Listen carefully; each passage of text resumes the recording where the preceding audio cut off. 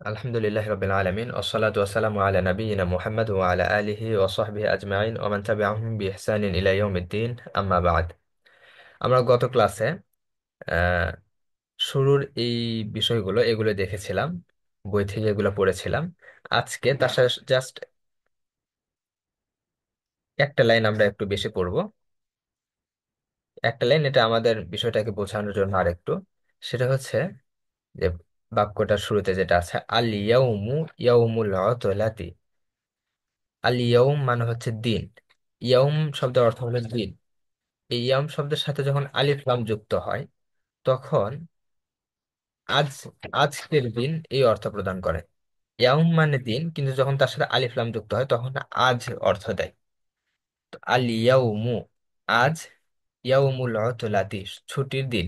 দেখুন, ইয়াউমুল উতলাতি হচ্ছে মুজাফ মুজাফ ইলাই। তাহলে আল ইয়াউম, এটা আমরা যে প্রথম পর্বে যেটা পড়েছি, এই পুরোটা বাক্য কিন্তু আমাদের প্রথম পর্বের বাক্য। আল ইয়াউমু, এই শব্দটা এখানে কি হয়েছে? আজ ছুটির দিন। আপনাদের কাছে আমি এটা জানতে চাচ্ছি যে আল ইয়াউমু, এই শব্দটা আরবি ব্যাকরণ অনুযায়ী এখানে কি হয়েছে, যেটা আমরা প্রথম পর্বে পড়েছিলাম একবার শুরুর আলোচনার প্রথম দিন থেকেই। আল ইয়াউমু, আজটা বা আজকের দিন হলো ইয়াউমুল উতলাতি, ছুটির দিন।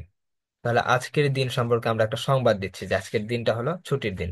সুতরাং আল ইয়াউমু শব্দটা হচ্ছে মুবতাদা, এরপরে ইয়াউমুল উতলাতি মুজাফ মুজাফ ইলাইহি মিলে খবর। তাহলে আজকের দিন হলো ছুটির দিন, মুবতাদা আর খবর। লিযালিকা, এই জন্য বা সেজন্য। এই যে জালিকা মানে আমরা পড়েছি যে ওইটি, আর লি মানে হচ্ছে জন্য। এই দুইটা মিলে অর্থ দেয় সেজন্য বা এই জন্য, এই অর্থটা দেয়। ঠিক আছে। লিযালিকা, সেজন্য। মা যাহাবা, এর আগে আমরা দেখেছিলাম মা মানে হচ্ছে কি। মা মানে কি দেখেছিলাম আমরা প্রথম পর্বে। তো মা যখন অতীতকালীন ক্রিয়ার সাথে আসে তখন মাটা না বোধক অর্থ দেয়। তাহলে মা যাহাবা মানে যায়নি। এর আগে যেগুলো আমরা দেখেছিলাম যে খরজা মানে গিয়েছে, বের হয়েছে, জাহাবা মানে গিয়েছে, জালাসা মানে বসেছে। তো অতীতকালীন ক্রিয়ার শুরুতে যখন এই যে মা শব্দটা যুক্ত করা হয় তখন এটা না বোধক অর্থ দেয়, মা মানে না। তো মা জাহাবা, রাশেদ যাই, মা জাহাবা যায়নি, রাশেদ যায়নি, ইলাল মাদ্রাসাতে মাদ্রাসায় যায়নি। তাহলে সেজন্য রাশেদ মাদ্রাসায় যায়নি। আজকে ছুটির দিন, সেজন্য রাশেদ মাদ্রাসায় যায়নি। আজকে আমাদের এখানে দুইটা দুইটা নতুন বিষয়, সেটা হচ্ছে যে লিজা লিকা বা সেজন্য, আর একটা হচ্ছে এই যে মা। অতীতকালীন যে কোনো ক্রিয়ার শুরুতে যখন আমরা মা যুক্ত করব তখন সেটা না বোধক অর্থ দিবে। যেরকম কাতাবতু মানে আমি লিখেছি, মা কাতাবতু মানে আমি লিখি নাই। করতু আমি পড়েছি, মা করতু মানে আমি পড়ি নাই। এরপরে শুনে মা শব্দটা কিন্তু এক এক সময় এক এক অর্থ দেয়, অনেক বেশি অর্থ দেয় এটা আর কি। এই জন্য দেখবেন কোরআনে এই শব্দটা অনেক অনেক বেশি ব্যবহার করা হয়েছে, মানে এক এক সময় এক একটা অর্থ দেয় বা আগে পিছে দেখে। কখনো প্রশ্নবোধক, কখনো না বোধক, আবার কখনো মাউসুল হিসাবে মানে যা, এই ধরনের অর্থ দেয়। তো এইরকম যখন কোনো অতীতকালীন ক্রিয়ার শুরুতে আসবে তখন সাধারণত না বোধক অর্থ দেয়। এটা একটু নোট করে নেবেন। আচ্ছা, তো আজকের এখানকার এই বিষয়টা। এরপরের যে বিষয় সেটা হচ্ছে, আমরা গতকালকে আপনাদেরকে বারবার একটা বিষয় গুরুত্ব দিয়ে বলেছিলাম, সেটা যে ফাইল, আরবি ভাষায় ফেল সবসময় প্রথমে আসবে এবং ফাইলটা সব সময় তারপরে আসবে। ফেল প্রথমে আসবে আর ফাইলটা তারপরে আসবে। শুরুতে যদি কোনো ফাইল আসে, ফাইল যদি শুরুতে আসে মানে ফেলের আগে যদি কোনো শব্দ আসে তখন সেটাকে আমরা ফাইল বলি না। সাপোজ ধরুন যে এখানে, এখানে যদি আমাদের এই যে বাক্যটাই ধরুন, যে খরজা রাশিদুন মিন বাইতিহি, এই বাক্যটাকে যদি আমরা নেই এখানে, sorry,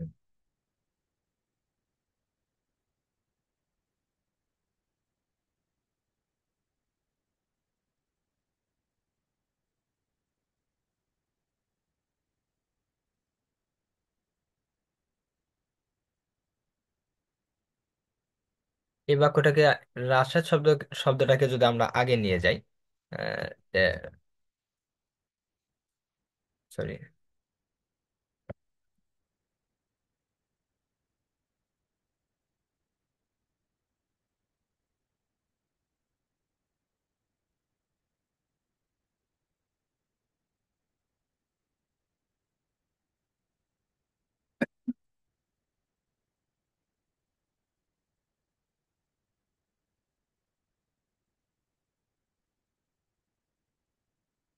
রাশেদুন খরজা মিন বাইতিহি, রাশেদ তার বাড়ি থেকে বের হলো, অর্থ কিন্তু দুইটারই সেম। এখানে জাস্ট রাশেদ শব্দটাকে আগে মানে প্রথমে এনেছি। যদি এই রকম থাকে তখন রাশেদ শব্দটা কিন্তু ফাইল না, তখন এটা কি হবে? রাশেদ শব্দটা তখন হবে মুবতাদা। আমরা সেই প্রথম পর্ব থেকে মুবতাদা পড়ে আসতেছি। আমরা তখন হচ্ছে কি রাশেদ সম্পর্কে একটা সংবাদ দিচ্ছি যে রাশেদ সে বাড়ি থেকে বের হয়েছে। তখন রাশেদ শব্দটাকে আমরা মুবতাদা বলবো, যে রাশেদ হলো মুবতাদা। এরপর খরজা ফেল। এই ফেলের মধ্যে ফেলের ফাইল কি? ফেল থাকলে তো অবশ্যই তার ফাইল থাকবে, ফাইল হচ্ছে খরজা। ফেলের মধ্যে যে হুয়া জমিরটা আছে, যে হুয়া জমির আছে, সেই হুয়া জমিরটা হচ্ছে খরজা ফেয়ালের ফাইল।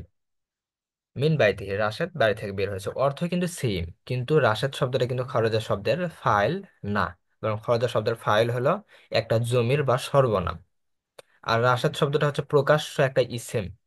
রাশেদ এটা একটা প্রকাশ্য ইসেম, কিন্তু খরদা শব্দের ফাইল হচ্ছে একটা সর্বনাম। আচ্ছা, এতটুকু বিষয় যদি বুঝে থাকেন, তাহলে একটু পরের লাইন আমরা দেখি। এখানে দুইটা বাক্য দেয়া আছে, দেখেন। জাহাবাত তুল্লাবু ইলাল মাদ্রাসাতি। তোয়ালিবুন শব্দের বহুবচন হচ্ছে তুল্লাব, এটা আমরা জানি। আর আমরা একটা বিষয় জানি যে আরবিতে আহ, এক বচনের জন্য একটা ফেল ব্যবহার করা হয়, দ্বিবচনের জন্য একটা ফেল ব্যবহার করা হয়, বহু বচনের জন্য আরেকটা ফেল ব্যবহার করা হয়। এটা আমরা শুরু থেকেই জেনে আসতেছি, গত কয়েকটা ক্লাস থেকে। তো এখানে আছে জাহাবাত তুল্লাবু ইলাল মাদ্রাসাতি। আপনাদের কাছে প্রশ্ন যে এই বাক্যটা কি মানে সঠিক আছে? তুল্লাব শব্দটা হচ্ছে বহুবচন, আর জাহাবা শব্দটা কি তুল্লাবুনের সাথে ব্যবহার করা ঠিক আছে?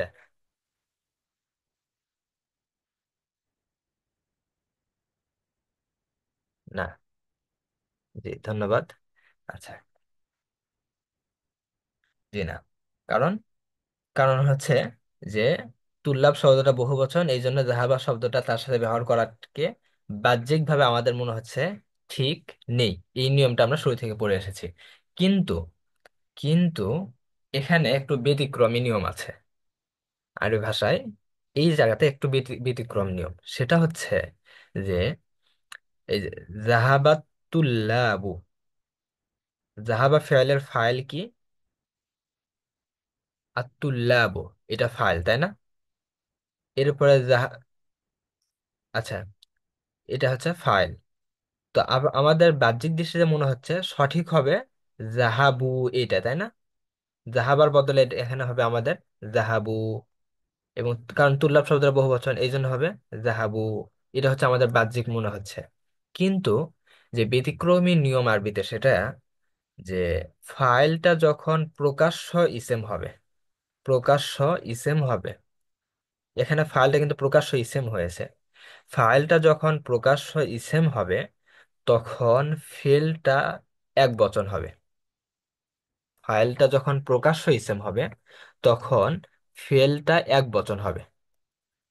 এই যেটা এক বচন হবে। ফাইল চাই দ্বিবচন হোক, বহু বচন হোক, এক বচন হোক, যেটাই হোক, ফাইলটা যদি প্রকাশ্য ইসেম হয় ফেলটা এক বচন হবে। কিন্তু কিন্তু ফাইলটা যদি এক প্রকাশ্য ইসেম না হয়ে জমির হয়, সর্বনাম হয়। সর্বনাম কেমন? যেমন ধরুন, এই যে এই বাক্যটা আমরা নেই, এই বাক্যটা নিয়ে এখানে দিয়ে দেখেন। আচ্ছা, এখানে দিই। এই যে তুল্লাব শব্দটাকে আমরা প্রথমে নেই একটু।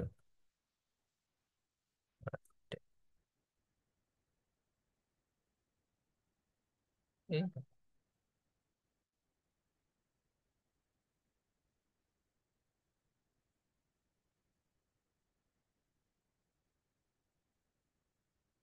আর তুল্লাবু জাহাবু, এখানে আমরা শুরুতে কি নিলাম? তুল্লাবু। আমরা এই যে শুরুর এই যে নিয়ম যেটা ছিল শুরুর, আহ, এই যে রাশেদটা ছিল মুবতাদা। ঠিক ওই সেম নিয়মে এখানে তুল্লাব শব্দটা হচ্ছে মুবতাদা।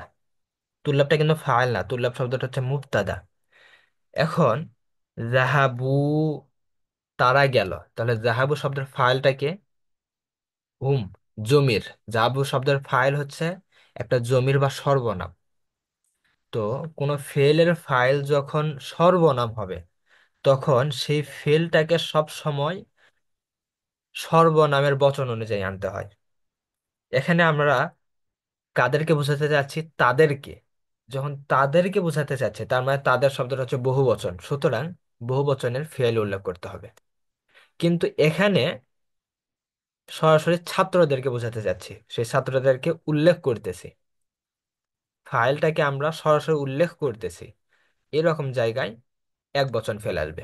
কিন্তু যখন ফাইলটাকে আমরা উল্লেখ করতেছি না, ফাইলটা জমির হচ্ছে, সে সময় ফিলটাকে জমিরের বচন অনুযায়ী আনতে হয়।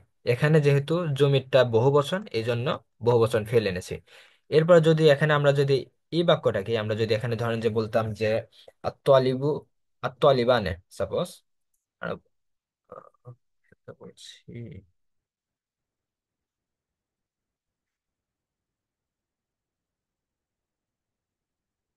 হ্যাঁ, এখানে যদি আমরা আনতাম আত্তালিবানে, তাহলে আমরা এখানে কিন্তু জাহাবু আনতে পারতাম না, তখন আমাদেরকে আনতে হইতো জাহাবা ইলাল মাদ্রাসাতি।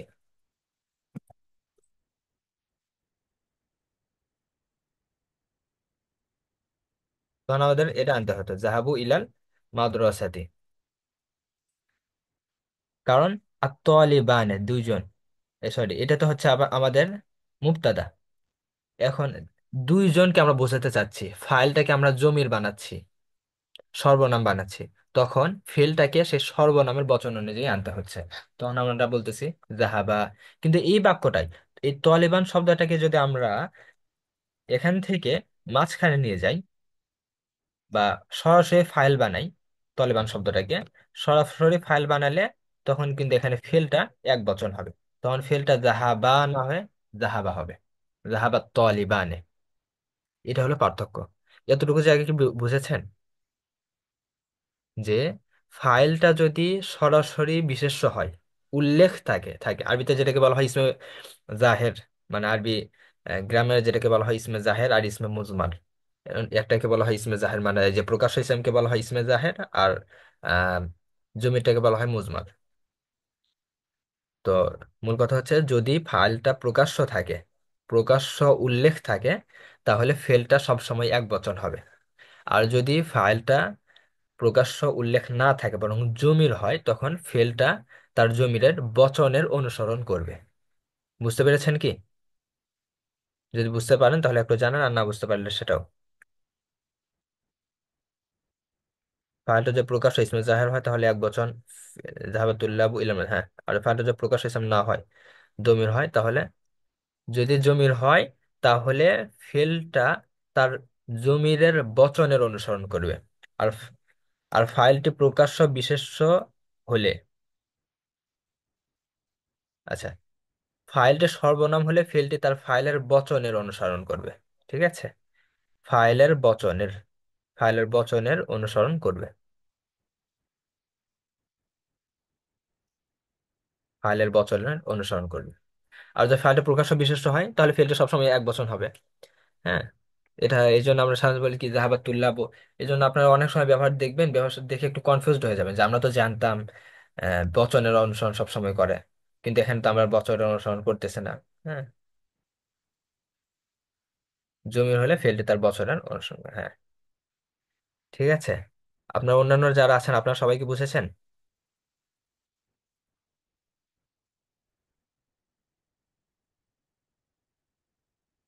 তো এটা হলো একটু ব্যতিক্রমী নিয়ম। ব্যতিক্রমী নিয়ম মানে সচরাচর একটু এই জায়গাগুলোতে ভুল হয়ে থাকে আমাদের।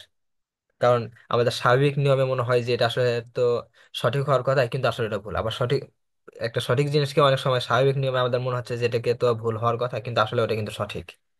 হ্যাঁ, যে এই যে এই বাক্যটাকে আমরা সঠিক মনে করতেছি, সরি, এই যে এটাকে আমরা সঠিক মনে করতেছি, এই যে এটা, কিন্তু এটাই আসলে ভুল। এই বাক্যটাকে আমরা সঠিক মনে করলেও এই বাক্যটাই আসলে ভুল। আর এই বাক্যটাই আমরা এটাকে ভুল মনে করলেও এই বাক্যটাই হলো আসলে সঠিক। স্বাভাবিক নিয়মে আমাদের অনেক সময় এরকম একটু আহ ব্যতিক্রম আমাদের চোখে পড়ে। জি।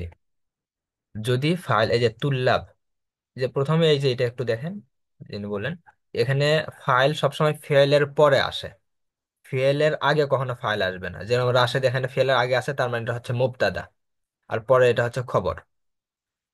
ঠিক আছে? আর ফাইল সবসময় ফেলের পরে আসবে। আচ্ছা, এখানে যেহেতু প্রথমে আসছে তার মানে এটা হচ্ছে মুবতাদা। আচ্ছা, তো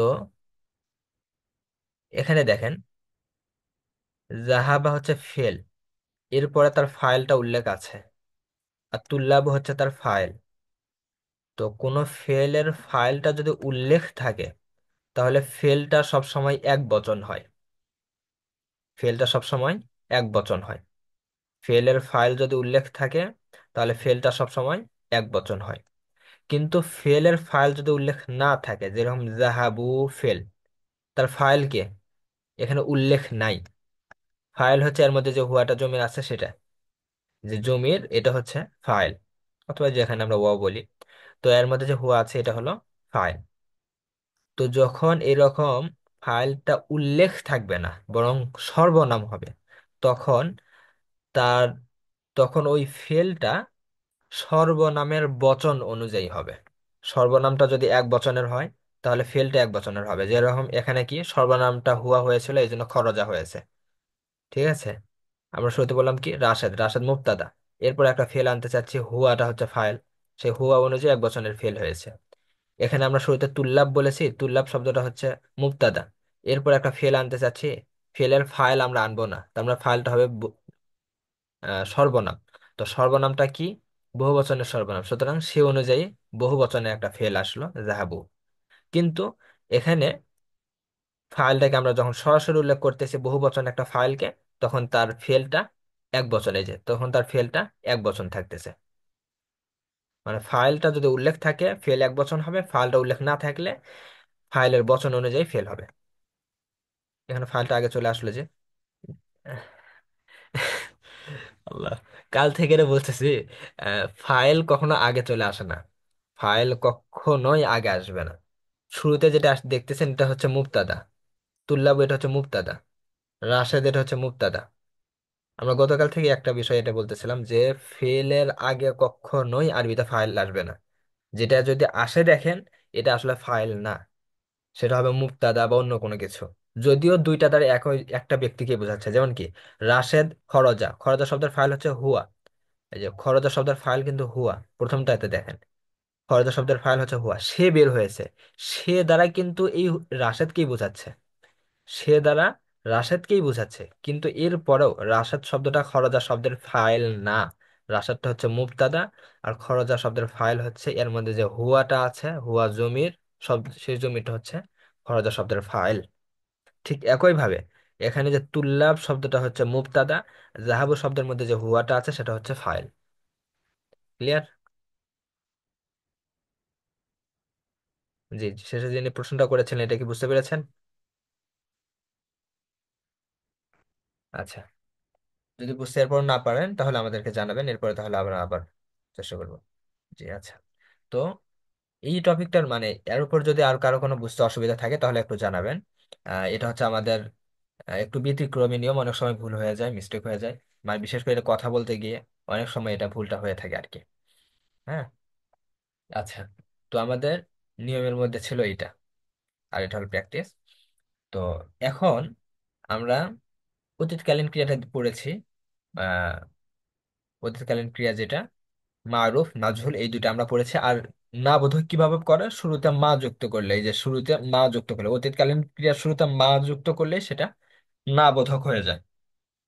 আরবিতে না বোধককে কে নাফি বলা হয়। আচ্ছা, ওসব পিডিএফ দিয়ে দিন। আমি ইনশাল্লাহ, ইনশাল্লাহ। ঠিক আছে। তো আমরা এখন যেটা দেখব সেটা হচ্ছে ভবিষ্যৎকালীন ক্রিয়া। এখন এটা একটু পিডিএফ আমরা বই থেকে দেখছি, দেখেন, দেখতে পাচ্ছেন কি? যদিও এটার কোয়ালিটি অনেক একটু ইয়া, এটা নেট থেকে নেওয়া তো।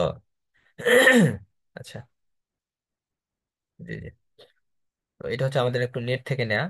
আপনারা চাইলে, যদি কারো আশেপাশে থাকে বা মানে এটা আমরা যেটা সহজ বই পাইছি সেটাই নিয়েছে, যে কোনো বই থেকে আপনারা এটা পড়তে পারেন। আরবি যে কোনো গ্রামারের বই এটা পাবেন। হ্যাঁ।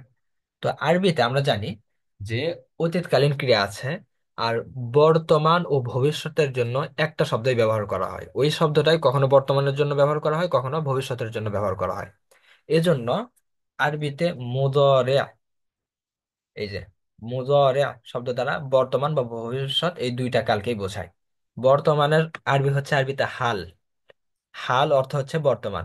আমরা বাংলাতেও কিন্তু হাল শব্দটা ব্যবহার করি, যে বলে কারো বোঝা যায় তোমার হালচাল কেমন। এই যে হাল, হাল মানে অবস্থা, হাল মানে বর্তমান। এই দুইটাই কিন্তু মানে আরবি থেকে আসা। আরবি থেকে বাংলার এরকম অনেক শব্দ আছে যেগুলো আরবি থেকে আসছে।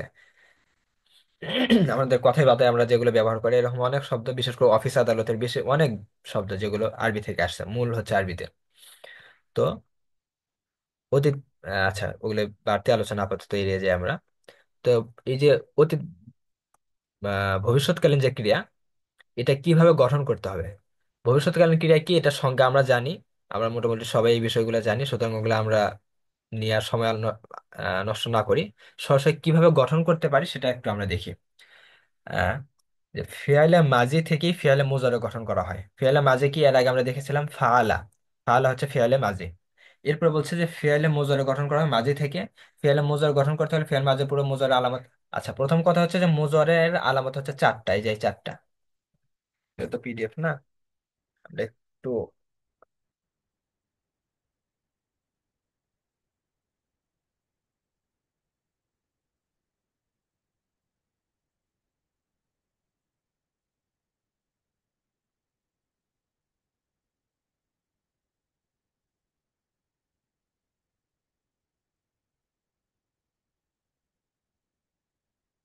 আচ্ছা, তো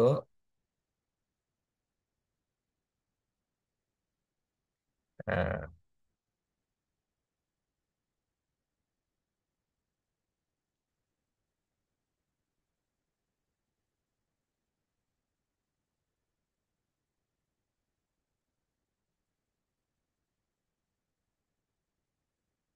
আচ্ছা, এই যে এখানে ফেলে মুজারের আলামত হচ্ছে চারটা, এই যে চারটা, আলিফ তা ইয়া নুন। এই চারটা হচ্ছে মুজারের আলামত। আমরা জানি মাঝির যে শব্দটা ছিল ফাআলা, শব্দ ছিল কি ফা আলা, এই তিনটা ছিল শব্দ। তো sorry, শব্দ মানে কি, এই তিনটা অক্ষরে নিয়ে একটা শব্দ গঠন হয়েছে, এরপর আর একটু আস্তে আস্তে বেশি হয়েছে।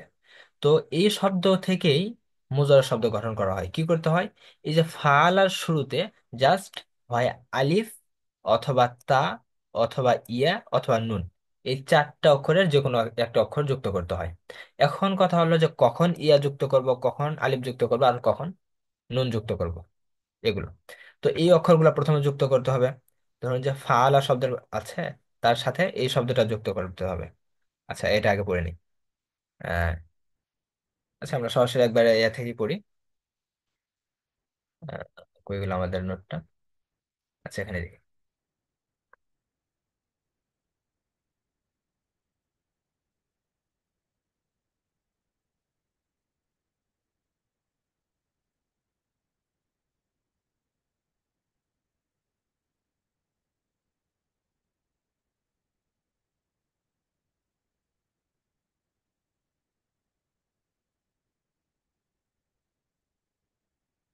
আচ্ছা, তো এর আগে আমরা দেখেছিলাম কি, যে মাঝিতে দেখেছিলাম ফাআলা।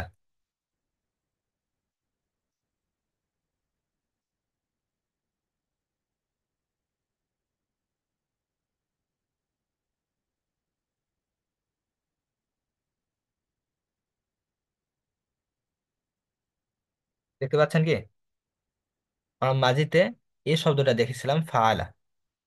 এই শব্দের শেষ সাথেই শুরুতে শুধুমাত্র চারটা অক্ষরের যে কোনো একটা যুক্ত করতে হবে। আলিফ অথবা তা অথবা ইয়া অথবা নুন, এই চারটার যে কোনো একটা যুক্ত করলেই হয়ে যাবে।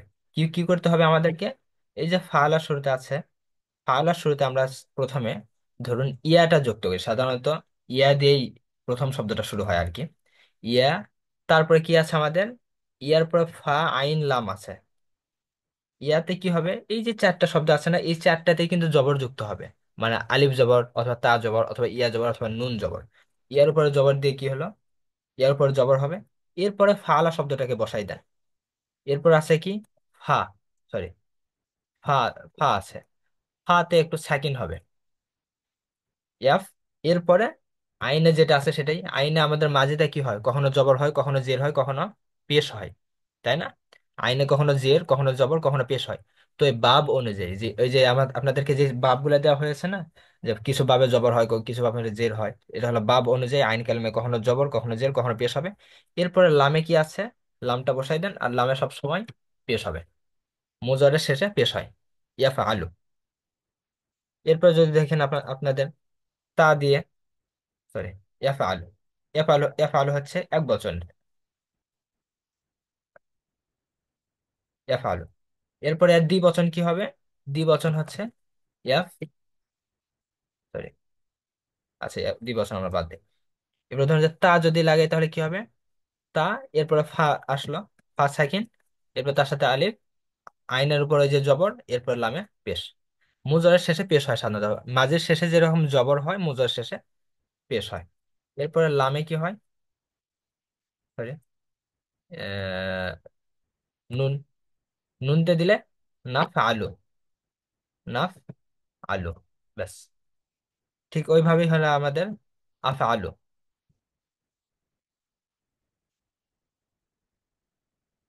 ইয়াফা আলু, তাফা আলু, নাফা আলু, আফা আলু। তো এই যে ফা কালিম, ফাতে প্রথম মানে আলামাতে মুজারে, এই যে চারটার আলামাতে মুজারে যে কোনো এগুলো যুক্ত করা হলো। এরপরেই ফা কালিমাতে সাকিন, আইন কালিমাতে বাব অনুযায়ী জের জবর পেশ, এখানে জবর হয়েছে।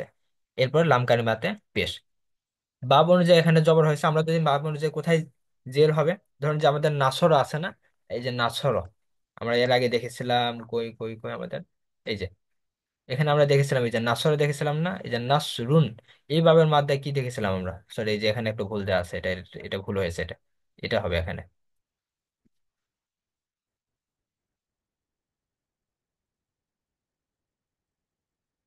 এই যে নাসর ইয়ানসুরু, এই বাবের মানে এই যে এখানে এই শব্দ কয়েকটাতে, এই কয়েকটা শব্দ কি হয়, মুজরের আইন কালিমাতে পেশ হয়, মুজরের আইন কালিমাতে পেশ হয়। আপনাদের যেই নোট দেয়া আছে সেই নোটে আপনারা দেখবেন, এই যে এখানে দেয়া আছে যে বাবে নাসর ইয়ানসুর, বা এই ক্যাটাগরির শব্দগুলোর আইন কালিমাতে মুজরেতে জব পেশ হয়। তাহলে এই শব্দটা দিয়ে যদি আমরা ফেল মুজরে গঠন করতে চাই, তখন কি করতে হবে, তখন আমাদের এই যে কই গেল, মাঝি ছিল আমাদের নাসর, মাঝে নাসরা ছিল, এখান থেকে আমরা মুজারের গঠন করবো শুরুতে, যে আলামত মুজারের ইয়া নিয়ে আসলাম, ইয়াতে কি হবে, এটা তো জবর, এরপরে নুন, নুনে তো সেকেন্ড, প্রথমটাতে সেকেন্ড দেব, ইয়ান, এরপর সদ, সদে কি হবে বাব অনুযায়ী, আমরা জানি বাবে নাসরা ইয়ান শুরুর আইন কালেমাতে পেশ হয়, সুতরাং পেশ। এরপরে র যেটা আছে সেটাতে তো পেশ, ইয়ান শুরু, ঠিক আছে, ইয়ান শুরু, নাসরা ইয়ান শুরু। তো এইভাবে গঠন করা হয়। এখন ধরেন যেটা জাস্ট আপনাদেরকে মানে একটু দেখাই দিলাম যাতে বিষয়টা বুঝতে পারেন। এইভাবে আপনাদেরকে নিয়ম নীতি পুরোটা মুখস্থ করতে হবে না, কিছু করতে হবে না, সমস্যা নেই, এটা নিয়ে টেনশন করার কিছু নেই। জাস্ট বিষয়টা যাতে আপনারা বুঝতে পারেন যে মাঝি থেকেই মুজরাটাকে গঠন করা হচ্ছে, সেই জন্য এই নিয়মটা আপনাদেরকে দেখানো, ঠিক আছে। আচ্ছা, তো আপনাদেরকে কি করতে হবে, আপনাদেরকে যে এই যে বইটা যেটা আছে, এই বইয়ে জাস্ট এই যে শব্দগুলো আছে এই শব্দগুলো মুখস্থ করতে হবে, এই শব্দগুলো মুখস্থ করতে হবে। এই যে আমাদের মাঝিতে যেমন দেখেছিলাম না, এই শব্দগুলো মুজারাতে এগুলো মুখস্থ করতে হবে। ইয়াফ আলু, আপনাদের মাঝিতে দেখেছিলাম ফাআলা মানে সে করেছে, এখানে ইয়াফ আলু মানে সে করেছে বা করবে, সে করছে বা করবে। এটা কখনো বর্তমানও বোঝায়, কখনো ভবিষ্যতেও বোঝায়। কখন বর্তমান কখন ভবিষ্যৎ এগুলো বাক্যের আগ পিছ থেকে বোঝা যায়, অথবা আরো কিছু শব্দ আছে সেগুলো থেকে বোঝা যায়। সেগুলো আমরা যখন বাক্য ব্যবহারে দেখবো তখন ইনশাল্লাহ সেগুলো নিয়ে আলোচনা হবে। এরপর ইয়াফ আলানে মানে তারা দুজন পুরুষ করছে বা করবে, ইয়া ফালুনা মানে তারা তার সকল পুরুষ করছে বা করবে। তো এইভাবে এই শব্দগুলো আপনাদেরকে মুখস্থ করতে হবে। মানে প্রথম যেটা আমরা মাজিদটা মানে ফেয়ালে মাজিদটা যেরকম আমরা এইভাবে একটা চার্টে বানিয়ে মুখস্থ করেছিলাম না, এরকম একটা চার্ট বানিয়ে, এরকম আমাদেরকে মুজরেটাও আমাদের এইভাবে একটা চার্ট বানিয়ে মুখস্থ করতে হবে। আপনাদেরকে আমরা যে নোট দেবো ইনশাল্লাহ, হয়তো বা আগামীকালের মধ্যে, সেই নোটের মধ্যে আপনারা ওটা পাবেন ইনশাল্লাহ। ওই চার্ট বানিয়ে ওখান থেকে মুখস্থ করবেন, তাহলে এটা আপনাদের জন্য সহজ হবে।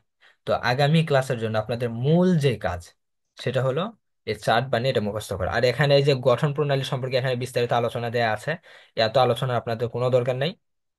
হ্যাঁ, এগুলো দরকার নেই আলোচনা, এগুলো মুখস্থ করা, কারণ আপনাদের ব্যাকরণবিদ আমরা হচ্ছি না। আর অবশ্য নর্মালি যদি কেউ আপনার মুখস্থ করতে পারেন তাহলে ভালো, এটা যদি একটু বুঝে বুঝে পড়েন, এটা ওইভাবে মুখস্থ করার দরকার না, জাস্ট একটু বুঝে বুঝে পড়বেন তাহলে এটা বুঝতে পারবেন আর কি, এই যে এই পেজটা কেমন। আর মাস্ট যেটা, মানে 100-তে 100 হতে হবে, সেটা হচ্ছে এই যে শব্দগুলো আপনাদেরকে আমি যে এরকম ফিয়ালে মাঝের ক্ষেত্রে বলেছিলাম যে ফাআলা কোন সেগা, আপনারা বলেছেন যে ওয়াহিদ মুজাক্কার গায়েব অর্থ হচ্ছে সে করেছে। এরপরে আমি যদি বলেছি যে ফালতু মানে কি, আপনারা বলেছেন আমি করেছি, এটা হচ্ছে ওয়াহিদ মুতাকাল্লিমের সিগা। ঠিক এইভাবে এখানে আমি যখন আপনাদেরকে বলবো যে ইয়াফআল না কোন সিগা, তখন আপনাদেরকে বলতে হবে এটা জমা মুয়ান্নাস গায়েবের সিগা, এর অর্থ হলো তারা সকল স্ত্রী করছে অথবা করবে। কেমন?